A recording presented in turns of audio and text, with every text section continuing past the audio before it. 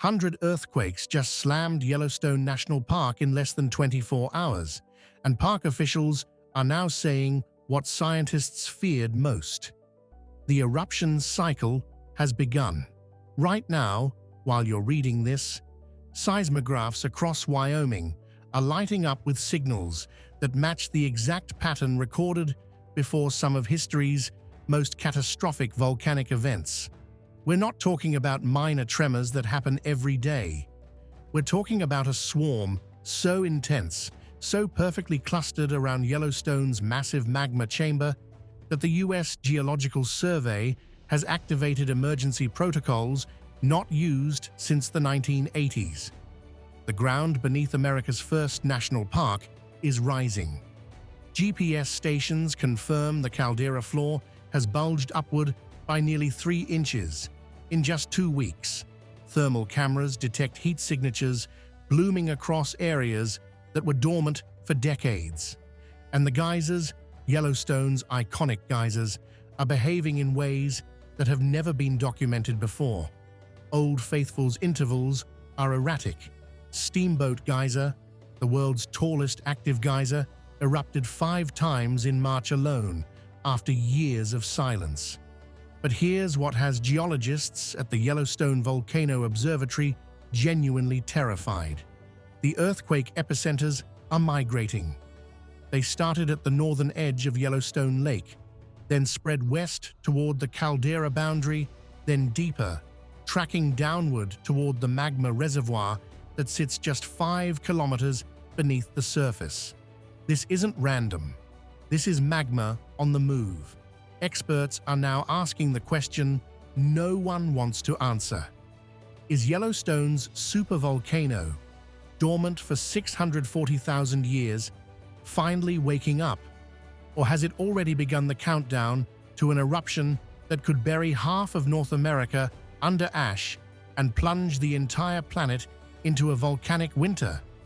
The answer starts with what happened 72 hours ago, March 28th, 2:34 a.m. Mountain Time. A magnitude 0.7 earthquake rattles the sensors at Yellowstone Lake. For the night shift technician monitoring the live feed at the Yellowstone Volcano Observatory in Menlo Park, California, it's routine. Yellowstone logs between 1,500 and 3,000 earthquakes every year. Most are too small to feel. Most mean nothing. But 14 minutes later, another quake hits. Magnitude 1.2, then another, and another. By 3 a.m., the technician is on the phone with the senior seismologist. By 4 a.m., the entire observatory staff is awake, watching their screens as the earthquake counter climbs. In 12 hours, over 60 earthquakes shake the northern section of Yellowstone Lake. The largest registers magnitude 3.7, strong enough to rattle windows in nearby cabins and send waves rippling across the lake's icy surface. Tourists camping along the shore report hearing deep booming sounds like distant thunder echoing from beneath the ground. Some describe a low-frequency hum that made their chests vibrate. By noon, the National Park Service issues a statement. The earthquake swarm is being closely monitored. There is no immediate threat to public safety. But behind closed doors, the message is different. Internal memos circulate among senior scientists at the USGS, the Yellowstone Volcano Observatory, and FEMA. The swarm's location is too precise. The depth profile matches a classic pattern: shallow quakes near the surface, deeper tremors tracking toward the magma chamber. This isn't tectonic, this is hydrothermal, or worse, magmatic. Pressure is building somewhere below Yellowstone Lake, and the crust is fracturing in response. To understand why this earthquake swarm has scientists on edge, you need to understand what Yellowstone really is. On the surface, it's 2.2 million acres of wilderness, home to grizzly bears, wolves, bison, and the world's largest concentration of geysers. Beneath the surface, it's a volcanic monster. Yellowstone sits on top of a hotspot, a plume of superheated rock rising from deep within Earth's mantle. This hotspot has been punching holes through the North American continent for millions of years, leaving a trail of ancient calderas stretching from Nevada to Wyoming. The Yellowstone caldera, the current active site, was formed 640,000 years ago in an eruption so violent it ejected 240 cubic miles of rock, ash, and gas into the atmosphere. That's 2,500 times more material than Mount St. Helens produced in 1980. The ash cloud spread across the entire continent, blanketing what is now the Midwest in a layer of volcanic debris several feet thick. It was a super eruption, an event so catastrophic it redefined the global climate. And it wasn't the first. Yellowstone has erupted 3 times in the past 2.1 million years.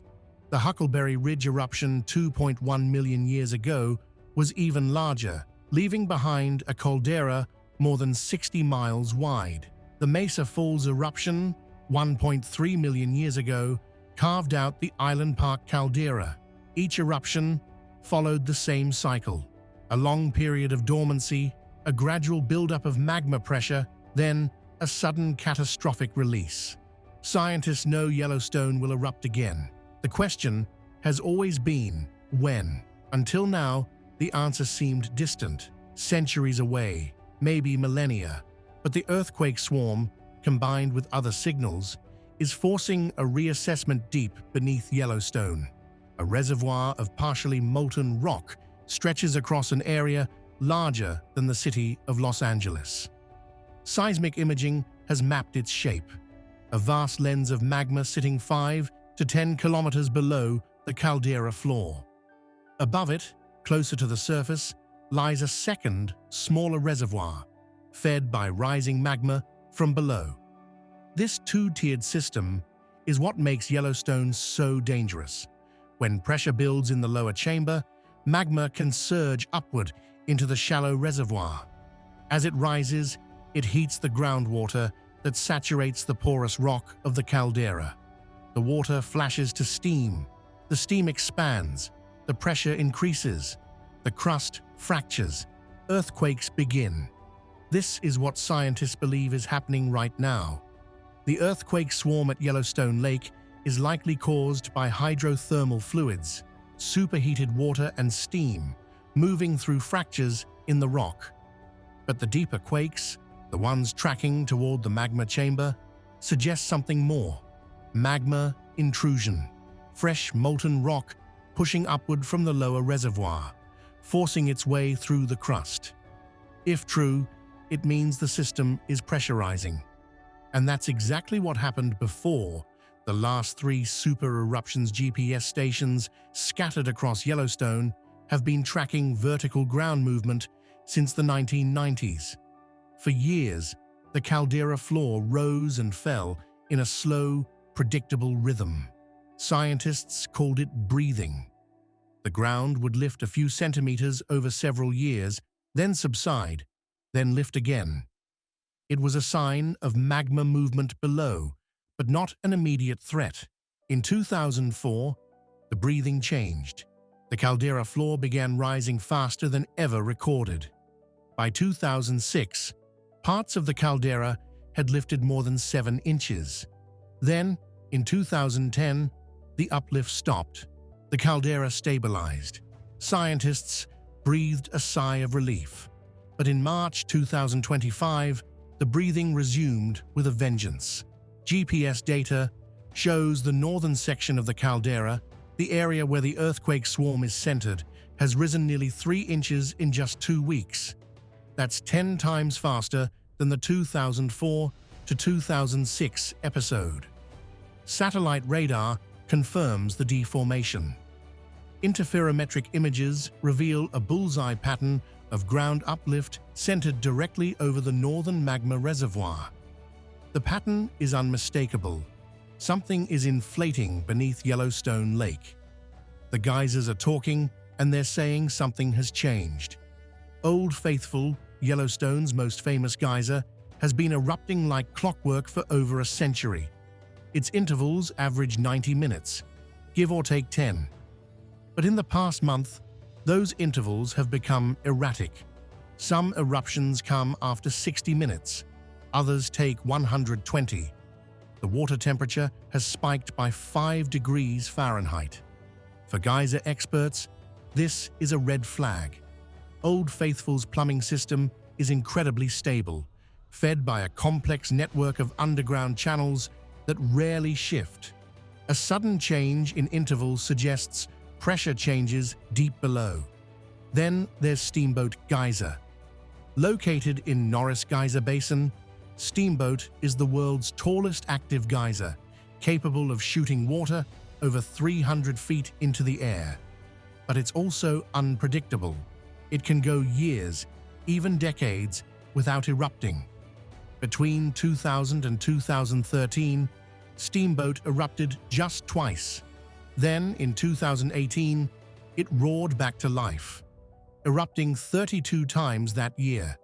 In 2019, it erupted 48 times. Scientists couldn't explain the sudden activity. Now, in March 2025, Steamboat has erupted 5 times in 3 weeks. Each eruption is violent, sustained, and accompanied by deep seismic tremors. Geochemists analyzing the water find elevated levels of chloride and sulfate, signatures of deeper, hotter water mixing with the shallow hydrothermal system. Even more alarming, new thermal features are appearing. Park rangers report steam vents, opening in areas that were previously cold.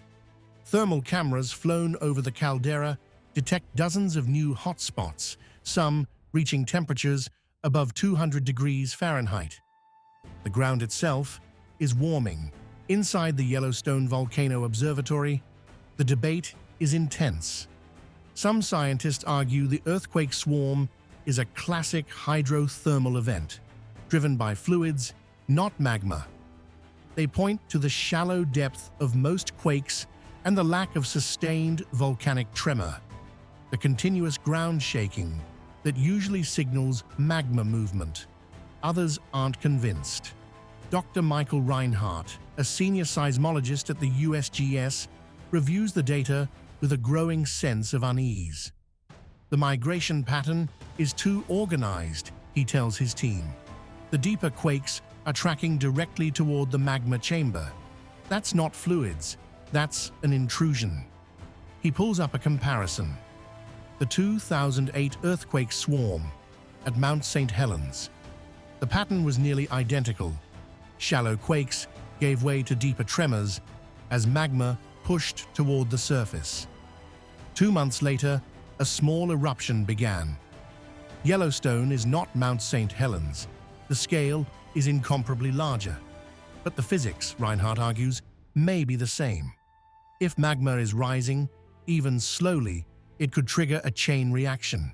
More fracturing, more steam, more pressure, more quakes. At some point, the system reaches a tipping point. The crust can't hold. An eruption begins. The question is whether we're watching that process unfold in real time. If Yellowstone erupts, the consequences are almost unimaginable. Start with the immediate blast zone. A super eruption would obliterate everything within a 60-mile radius. Pyroclastic flows, superheated avalanches of gas and rock traveling at hundreds of miles per hour, would incinerate forests, towns, and everything in their path. The city of Jackson, Wyoming, home to 10,000 people, would be gone in minutes. West Yellowstone, Gardner, Cook City, all erased. But the real killer wouldn't be the blast, it would be the ash. A Yellowstone super eruption would inject over 200 cubic miles of ash into the atmosphere. Within hours, a blanket of ash, several feet thick, would bury Montana, Wyoming, and Idaho. Within days, the ash cloud would spread east, carried by prevailing winds across the Great Plains. Models predict 3/4 of the United States would be covered in at least a few inches of ash. In some areas, the accumulation could reach several feet, collapsing roofs, choking engines, and contaminating water supplies. Agriculture would collapse. Crops across the Midwest, the breadbasket of America, would be smothered. Livestock would die from inhaling ash or starvation. The economic impact would be measured in trillions of dollars. Then there's the global climate impact. Volcanic aerosols, tiny particles of sulfur dioxide, would rise into the stratosphere and spread around the planet. These aerosols reflect sunlight, cooling the Earth's surface. After the 1815 eruption of Mount Tambora in Indonesia, the world experienced the year without a summer. Temperatures dropped, crops failed, famine spread across Europe and North America. A Yellowstone super-eruption could be 10 times larger than Tambora. Some models predict global temperatures could drop by 10 degrees Celsius. A volcanic winter lasting years, possibly decades. The collapse of food systems, mass migration, geopolitical chaos. This is not science fiction. This is the scientific consensus on what a Yellowstone super-eruption would do. Park officials are walking a tightrope. On one hand, they need to keep the public informed. On the other, they can't afford to cause panic. The National Park Service issues daily updates, reassuring visitors that Yellowstone remains safe. But behind the scenes, emergency plans are being dusted off. Evacuation routes are reviewed. Shelters are identified. The Federal Emergency Management Agency holds conference calls with state governors from Wyoming, Montana, and Idaho. Everyone wants to know the same thing. How much warning will we have? The honest answer is, we don't know. The 1980 eruption of Mount St. Helens gave scientists 2 months of warning. Rising magma, earthquakes, visible deformation. But even then, the final blast came suddenly, catching researchers by surprise. Yellowstone is monitored more intensively than any volcano on Earth. Seismometers, GPS stations, gas sensors, thermal cameras, satellite radar. If magma starts rising toward the surface, scientists will see it. Probably, but the timeline from detection to eruption could be weeks, days, or hours. There's no playbook for evacuating millions of people from a supervolcano blast zone. The animals know something is wrong. Bison, Yellowstone's iconic megafauna, have been behaving strangely. Normally, bison congregate near geothermal areas in winter, using the heat to survive the brutal cold. But in recent weeks, herds have been moving away from the caldera, heading toward the park's eastern and southern boundaries. Wildlife biologists are taking note. Bison have lived in Yellowstone for thousands of years. They've survived eruptions, earthquakes, and countless geothermal shifts. Their instincts are finely tuned to the landscape's rhythms. Are they sensing something humans can't? There's precedent. Before the 1975 Haicheng earthquake in China, animals behaved erratically. Snakes emerged from hibernation in the middle of winter. Rats fled buildings. Authorities took the warning seriously and ordered an evacuation. When the magnitude 7.3 earthquake struck, thousands of lives were saved. At Yellowstone, rangers report other anomalies. Elk herds moving erratically, birds abandoning nesting sites near geothermal features. Even the park's wolves seem agitated, their howls echoing more frequently through the valleys.